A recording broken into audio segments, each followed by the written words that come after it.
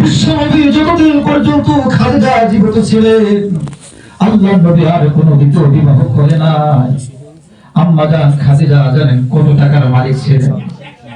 হযরত আম্মা জান খাদিজাকে বিবাহ করেছিলেন এমন সময় যেদিন নবীর পাশে কেউ ছিল না। আম্মা জান খাদিজা রাদিয়াল্লাহু তাআলা আনহা 40 মণ সোনার মালিক তিনি ছিলেন, ব্যবসায়ী মহিলা ছিলেন। হযরত আম্মা জান খাদিজা রাদিয়াল্লাহু তাআলা আনহা আল্লাহর নবী দুঃখের সময় বিশ্ব নবীর পাশে ছিলেন। যেদিন মক্কার কাফেররা আলাদা হয়ে গিয়েছিল আল্লাহর নবীকে মারে, সেদিন খাদিজা আল্লাহর নবীর পাশে ছিলেন। আম্মা জান আয়েশা সিদ্দিকা রাদিয়াল্লাহু তাআলা আনহা আল্লাহর নবীকে বলতেছিলেন, নবী গো আপনি দেখি খাদিজার জন্য দোয়া করেন, কাঁদেন, আমরা কি আপনার স্ত্রী না? আপনি কি আমাদের জন্য একটু ভালোবাসা নাই? বলতেছিলেন, ও আয়েশা খাদিজার কথা তোমরা বলবে না, তোমরা বলে আমার এখন আনন্দের সময় বিজয় হয়েছে, শান্তির সময় তোমরা হয়েছে, তোমরা জানো না আমার খাদিজা দুঃখের সময় আমার সাথে ছিল। আম্মা জান খাদিজা রাদিয়াল্লাহু তাআলা আনহার কাছে দুপুরের দিকে একটু পানি চাইলেন, ও খাদিজা আমাকে একটু পানি দাও। হযরতে খাদিজা রাদিয়াল্লাহু তাআলা আনহা বিশ্ব নবীকে যখন পানি দিলেন হাত উঁচা করে দিচ্ছেন, দেখুন আম্মা জান খাদিজার কাপড়টা ছেঁড়া, কয় জায়গায় তালি মারা হয়েছে, বিশ্ব নবী কেঁদে ফেললেন। আরে যে খাদিজা 40 মণ সোনার মালিক ছিল, প্রভাবশালী ব্যবসায়ী ছিল, আজকে আমার খাদিজা কাপড়টা ছেঁড়া, তালি মারা হয়েছে। বললেন, খাদিজা তোমার কাপড়গুলো ছেঁড়া রয়েছে, তুমি তো আমাকে বলো না। বলেন, নবী গো আপনি আমার সবচেয়ে বড় সম্পদ, আপনাকে পেয়ে গেছি, দুনিয়ার কোনো কিছু আর দরকার নাই। যদি আপনি বলেন আপনার কাছে কিছু চাইতে, তাহলে আমি আপনার কাছে কিছু চাইতে পারি। খাদিজা তুমি বলো আমার কাছে কি চাও?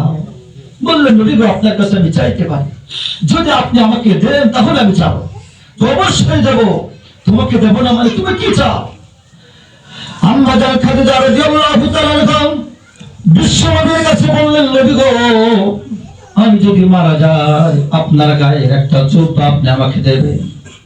আপনি যে জুব্বা গায়ে দেবেন নবী, সেই জুব্বাটা আপনি আমাকে দেবেন, আমার কাফনের কাপড় আপনার জুব্বা হবে। বলে, জুব্বা দিয়ে কি হবে? আমার জুব্বা তোমার দিয়ে কি হবে? বলতেছিলেন, না নবী আমি শুনেছি কবর বড় ভয়ঙ্কর, কবরের ভিতরে সাপ বিচ্ছুগুলো বের হবে, আপনার জুব্বা যদি থাকে তাহলে আমার আল্লাহর উপরে আস্থা রয়েছে, এই কবর আমাকে ভয়ানক এই আযাব আমাকে দেবে না। বলতেছিলেন, আর কি চাও? বলতেছিলেন, নবী যখন কবর খনন করা হয় আপনি একটু কবরের ভিতরে পায়চারা করবে। বলে, পায়চারা করলে কি হবে? শুনেছি কবরের ভিতর থেকে সাপ বিচ্ছুগুলো বের হবে নবী, আপনার পা মুবারক থাকবে, আপনার হাঁটা থাকবে, মনে হয় সাপ বিচ্ছুগুলো বের হবে না। বলতেছিলেন, আর কি চাও? নবী যখন সব মানুষ চলে যাবে কবরের ফেরেশতা আসবে, প্রশ্ন করবে, মান রব্বুকা ওয়া মান দীনুকা ওয়া মান নাবিয়ুকা। আমার ভয় লাগে নবী আমি উত্তর দিতে পারবো কিনা, আপনি একটু পড়ে যাবেন, আপনি আমার উত্তরটা দিয়ে দেবেন। জিবরাইল আলাইহিস সালাম এসে বলেছেন, ও নবী আপনার উত্তর দেওয়া লাগবে না, খাদিজার উত্তর আল্লাহ তাআলার পক্ষ থেকে দেয়া হয়ে যাবে। খাদিজা যে পরিমাণ দিনের জন্য কুরবানি করেছেন আল্লাহ তার উপরে সন্তুষ্ট আছে, সন্তুষ্ট আছে। এই জন্য আল্লাহ তাআলার জন্য কুরবানি করা, দিনের উপরে চা তোলা। দেখেন ভাই, দিন ছাড়া কোনো উপায় নাই। আমার শুরু এবং শেষ আমার জন্য দিনের উপরে আমার জিন্দেগি চলে, এজন্য মৃত্যু বড় ভয়ানক, কাউকে ছাড়বে না। আজরাইল আলাইহিস সালাম কারোর উপরে কোনো মায়া নাই, যা মুহূর্তের ভিতরে কবজ করে নেয়। এজন্য এখন আমরা যারা ৫ ওয়াক্ত নামাজ আদায় করতে পারি না, সময় পাই না, দিনের উপরে আমার জীবনটা গঠন করি নাই, আমি আমার পরিবার কোন অনুযায়ী চলি? বিশ্ব নবীর সুন্নাহ অনুযায়ী আমার পরিবার চলে না, আল্লাহর হুকুম অনুযায়ী আমার পরিবার চলে না, আমার সম্পূর্ণ বৃথা।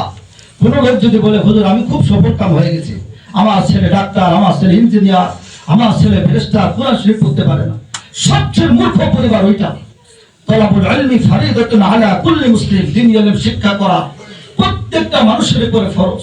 দ্বীন আপনাকে মানুষের কাছে পৌঁছানো ফরজ, দ্বীনের দাওয়াত দেওয়া প্রত্যেকটা মানুষের কাছে ফরজ। আপনার তো একটা মিশন দিয়ে আল্লাহ তাআলা পাঠিয়েছে, এজন্য আমরা সবাই চেষ্টা চালাবো যে দ্বীনের উপরে থাকা। দেখেন আজকে আমাদের বললেন ভাই, এই পরিবার থেকে কতগুলো মানুষের জানাজা আমি পড়ালাম, একের পর এক চলে যাচ্ছে, আমরাও চলে যাবো। আমার বাবা চলে গেছে, আপনার বাবা গেছে, আপনার মা গেছে, পরিবার গেছে, 14 গোষ্ঠী চলে গেছে। এখন অহংকার করি যে আমি অমুক দল করি, অমুক দল করি। আরে ভাই, আল্লাহর দলে আসেন, আল্লাহর দল ছাড়া কোনো উপায় নাই। যদি আল্লাহর দলে যদি আপনি থাকতে পারেন, তাহলে আপনার পরকাল সুন্দর হয়ে যাবে। আপনি দ্বীনের উপরে থাকলে কি হবে, আপনি এই পরের মানুষের পিছে ঘুরে ঘুরে আপনার জিন্দেগি শেষ করা দরকার নাই। যেই দল আল্লাহ তাআলাকে অনুসরণ করে আমরা সেই দলের সাথে থাকবো। যারা দ্বীন বিজয়ের কাজ করে আমরা তাদের সাথে থাকবো। দ্বীন বিজয়ের সাথে তাদের সম্পর্ক না, তাদের সাথে আমাদের কোনো সম্পর্ক নেই। এজন্য আমরা দোয়া করব, এই পরিবারের জন্য দোয়া করব, আমরা সবার জন্য দোয়া করব। বিশেষ করে যে যারা এখানে আসছেন, আমরা অবশ্যই ইনশাআল্লাহ দোয়া করব। আমরা সূরা ফাতিহা সবাই একবার পড়ি। আউযু বিল্লাহি, দোয়া করার সময়